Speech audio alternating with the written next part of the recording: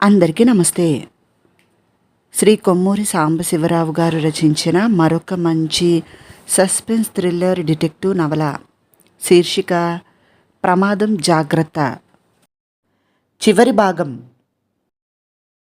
రాజు జీరోతో కాసేపు మాట్లాడాడు. ముఖ్యమైన విషయాలు కావు, అప్రస్తుత విషయాలు మాట్లాడుతున్నారు మీరు. అసలు అంటున్నాడు జీరో. థ్యాంక్ యూ, మీరేం సహాయం చేయవలసిన అవసరం లేదు అంటూ టెలిఫోన్ రిసీవర్ తీశాడు రాజు. కంఠస్వరం మార్చటంలో రాజు ప్రవీణుడు. జీరో కంఠస్వరంలా మార్చి జీరో హియర్ అన్నాడు. ఈ రాత్రివేళ ఏమిటి అవసరం అడిగాడు డిఫెన్స్ మంత్రి. మీ సెక్యూరిటీ సిబ్బందిలో ఉన్న ముగ్గురు, జాన్సన్, భరత్, నాయక్, ఆ ముగ్గురిని నాకు వెంటనే అప్పగించాలి.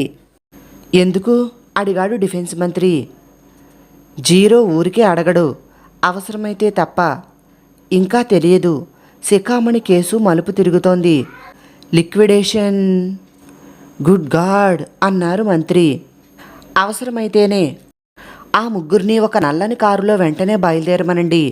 కర్నాట్ సర్కిల్ దగ్గర కారు మద్రాస్ కేఫ్ ముందు ఆపి ఉంచమనండి. నేనే స్వయంగా వెళతాను. 000 అంటాను, అదే గుర్తు. ఆ తర్వాత నా ఆజ్ఞలు పాలించమని వాళ్ళకి చెప్పండి. ఎస్. ఫోన్ పెట్టేశాడు డిఫెన్స్ మంత్రి. రాజు జేబులోంచి సిరంజి తీశాడు. మిస్టర్ జీరో, ఒక్క 24 గంటలు తిండి నీళ్లు లేకపోతే మీ ప్రాణానికి ఆపద ఏమీ లేదు అంటూ జీరోకి ఇంజెక్షన్ ఇచ్చాడు రాజు. జీరో మర్నాటి రాత్రి వరకు నిద్ర లేవడు. తనకి ఇంకా ఆటంకం లేదు. ఒక వృద్ధుడు కర్ర పట్టుకుని తెల్లని పంచాలాల్చి నెరిసిన గడ్డముతో వంగిపోయి నడవలేక నడుస్తున్నాడు. మెజిస్ట్రేట్ కోర్టు గేటు దగ్గర అతన్ని పోలీసులు ఆపారు. ఎక్కడికి అడిగారు. నా పేరు గులాబ్చంద్, వడ్డీ వ్యాపారస్తుణ్ణి. అనవసరంగా నా మీద కేసు పెట్టారు. ఈరోజు అటువంటి కేసులేమీ లేవే.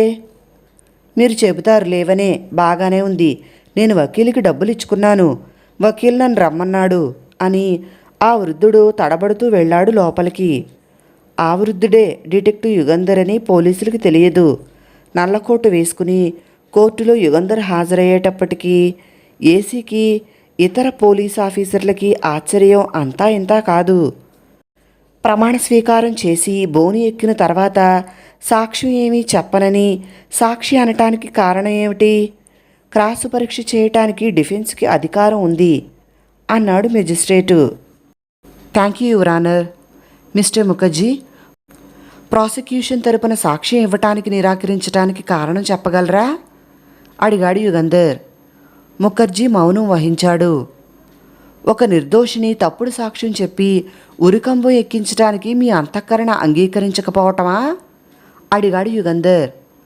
ముఖర్జీది మౌనవ్రతం.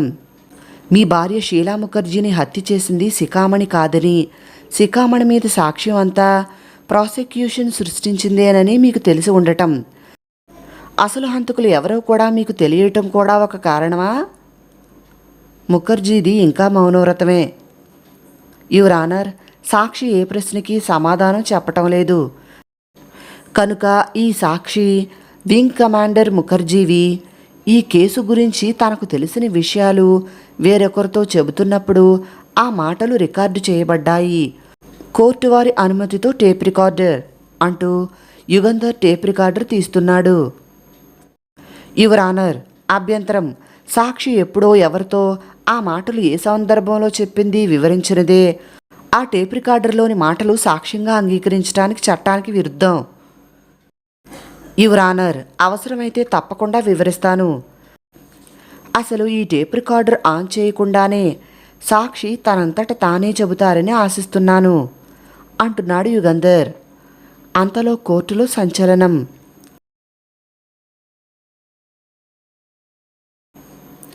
రాజు కారు ఎక్కి గుర్తు చెప్పగానే ఆ ముగ్గురు ఆర్మీ జవాన్లు సెల్యూట్ చేశారు. ట్యాంక్ పెట్రోల్తో నింపారా అడిగాడు రాజు. లేదు. డ్రైవ్ చేయండి, దగ్గర ఉన్న బంకులో ఆపి నింపండి. తర్వాత తిన్నగా ఆపకుండా బొంబాయి వంతుల మీద కారు డ్రైవ్ చేయండి. పొద్దున కల్లా మనం బొంబాయి చేరుకోవాలి ఎందుకు సార్? ప్రశ్నలు వేయకూడదని మంత్రిగారు చెప్పలేదా? చెప్పారు. సూర్యోదయానికి ముందే బొంబాయి చేరుకున్నది కారు. తిన్నగా కారు మేజర్ భట్టాచార్య ఇంటి వద్దకు తీసుకువెళ్ళాడు రాజు.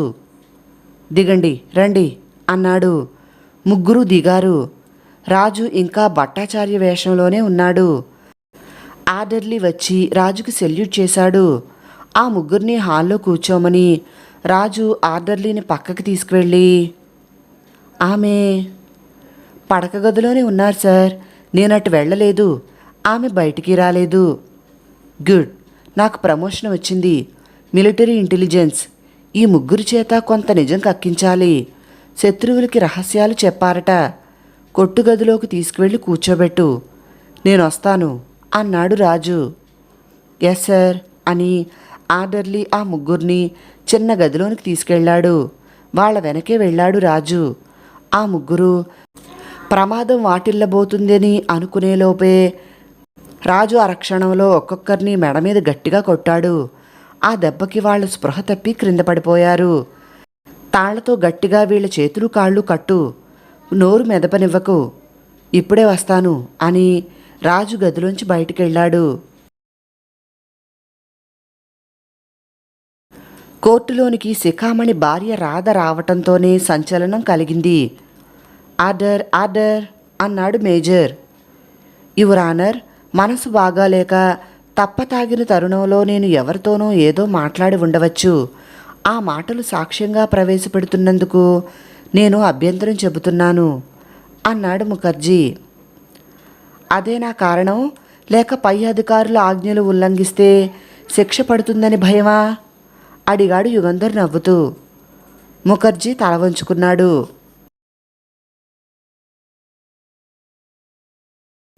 మై డియర్ ఫ్రెండ్ భట్టాచార్య, మిమ్మల్ని ఇలా మోసం చేసి ఒక గదిలో నిర్బంధించినందుకు 1000 క్షమాపణలు.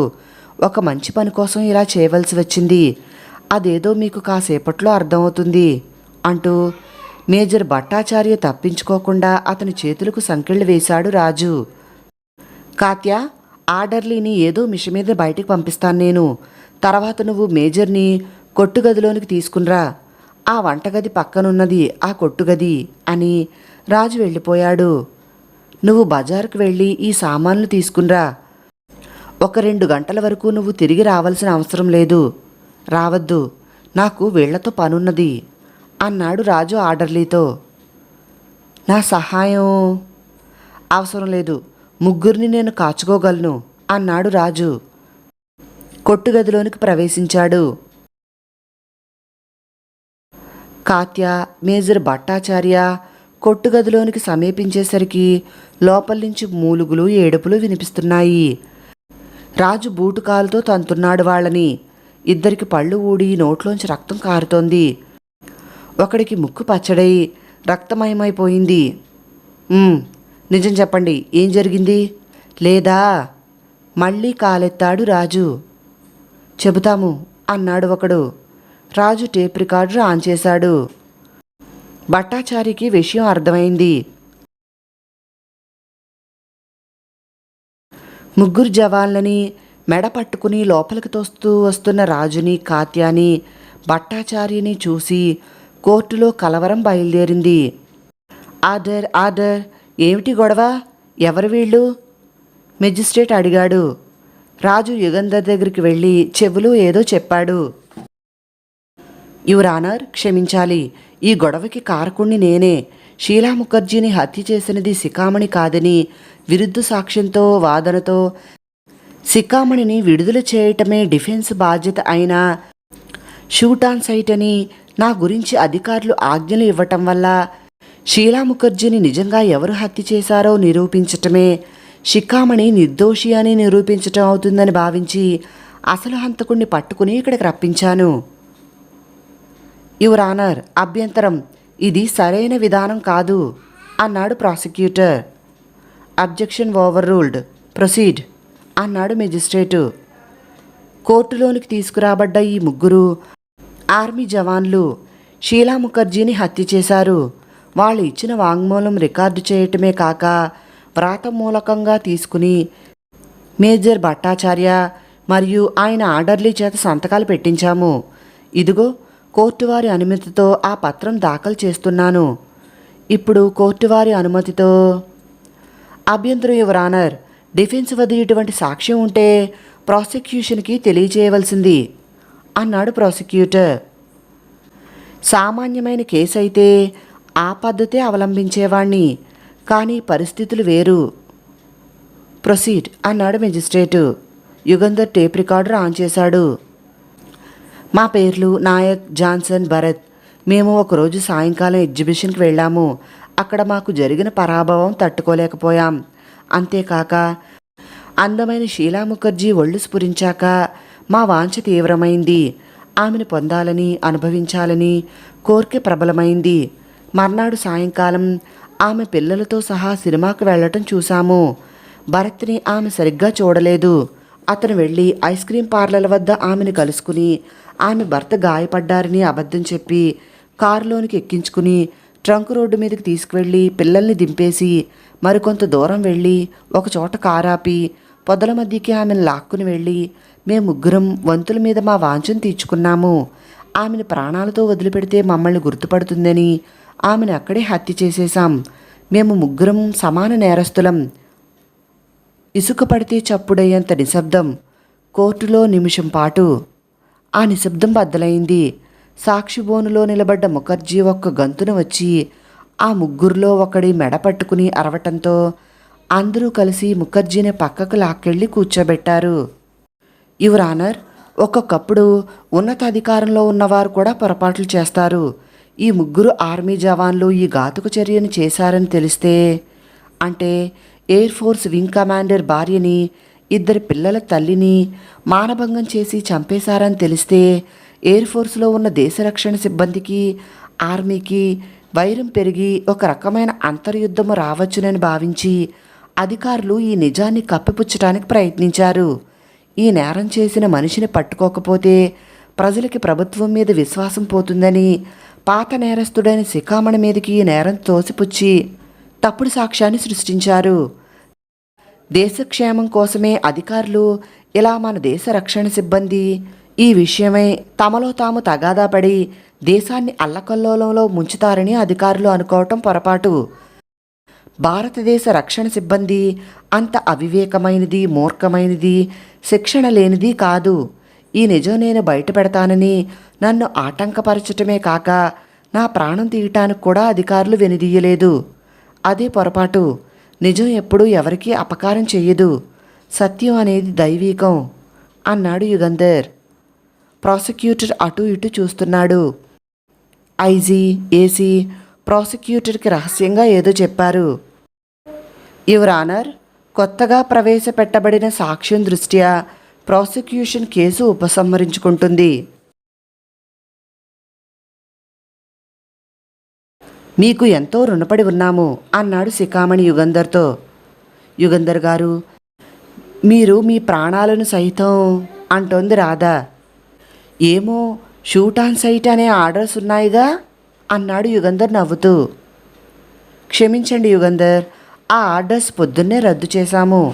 తాత్కాలికంగా మనకి ఏర్పడ్డ వైరం మరిచిపోతారని ఆశిస్తున్నాము ప్రభుత్వం తరపున అంటున్నాడు ఐజీ.